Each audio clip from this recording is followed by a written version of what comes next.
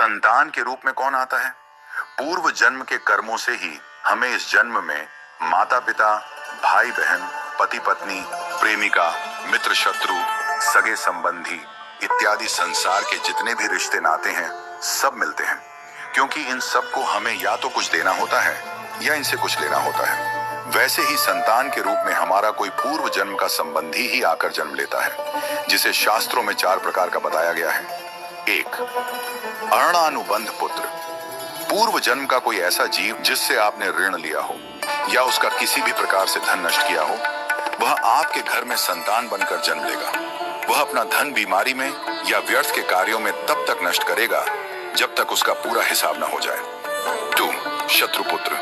पूर्व जन्म का कोई दुश्मन आपसे बदला लेने के लिए आपके घर में संतान बनकर आएगा। बड़ा होने पर वह माता पिता से मारपीट, झगड़ा करेगा या उन्हें सारी जिंदगी किसी न किसी प्रकार से सताता ही रहेगा। वह हमेशा कड़वा बोलकर उनकी बेइज्जती करेगा और उन्हें दुखी रखकर ही खुश होगा। 3. उदासीन पुत्र। इस प्रकार की संतान न तो माता पिता की सेवा करती है, न ही कोई सुख देती है। वह उन्हें उनके हाल पर मरने के लिए छोड़ देती है। विवाह होने पर यह माता पिता से अलग हो जाते हैं और उनकी चिंता नहीं करते।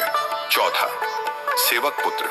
पूर्व जन्म में यदि आपने किसी की खूब सेवा की है तो वह अपनी की हुई सेवा का ऋण उतारने के लिए आपकी सेवा करने के लिए पुत्र बनकर आता है। जो बोया है वही तो काटोगे। यदि अपने माता पिता की सेवा की है तो ही आपकी संतान बुढ़ापे में आपकी सेवा करेगी, वरना कोई पानी पिलाने वाला भी पास न होगा। आप ये न समझें कि यह सब बातें केवल मनुष्य पर ही लागू होती हैं। इन 4 प्रकार में कोई भी जीव आ सकता है। यदि आपने किसी गाय की निस्वार्थ भाव से सेवा की है तो वह भी पुत्र या पुत्री बनकर आ सकती है। यदि आपने गाय को स्वार्थवश पालकर उसके दूध देना बंद करने के पश्चात उसे घर से निकाल दिया हो तो वह ऋणानुबंध पुत्र या पुत्री बनकर जन्म लेगी। यदि आपने किसी निर्दोष जीव को सताया है तो वह आपके जीवन में शत्रु बनकर आएगा। इसलिए जीवन में कभी किसी का बुरा न करें, क्योंकि प्रकृति का नियम है कि आप जो भी करोगे उसे वह आपको इस जन्म में या अगले जन्म में 100 गुना वापस करके देगी। यदि आपने किसी को 1 रुपया दिया है तो समझो आपके खाते में 100 रुपया जमा हो गए हैं। यदि आपने किसी का 1 रुपया छीना है तो समझो आपकी जमा राशि से 100 रुपये निकल गए। जरा सोचिए, आप कौन सा धन साथ लेकर आए थे और कितना साथ लेकर जाओगे? जो चले गए वे कितना सोना चांदी साथ ले गए। मरने पर जो सोना चांदी धन दौलत बैंक में पड़ा रह गया, समझो वह व्यर्थ ही कमाया। औलाद अगर अच्छी और लायक है तो उसके लिए कुछ भी छोड़कर जाने की जरूरत नहीं है, वह खुद ही कमा लेगी।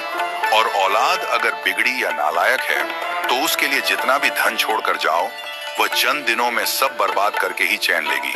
मैं, मेरा, तेरा और सारा धन यहीं का यहीं धरा रह जाएगा, कुछ भी साथ नहीं जाएगा। साथ यदि कुछ जाएगा भी तो सिर्फ अच्छे बुरे कर्म ही साथ जाएंगे। इसलिए जितना हो सके नेकी करो, सत्कर्म करो।